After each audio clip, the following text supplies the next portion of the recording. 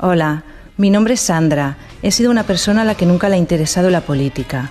Por la información que me llegaba, pensaba que los independentistas estaban mal de la cabeza y los políticos a los que seguían estaban aún peor.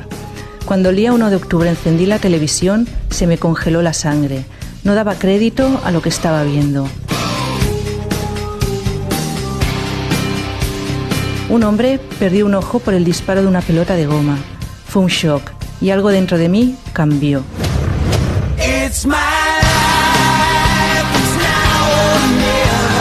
Pero cambió para siempre. Esa mañana un lazo me unió a esos 2 millones de personas que solo querían poner unas urnas, que defendían pacíficamente unos ideales. Esa tarde fui a votar pensando, ¿no queréis que votemos? Pues votaré, y votaré sí. En ese momento pasé a ser una nueva republicana. Visca la República.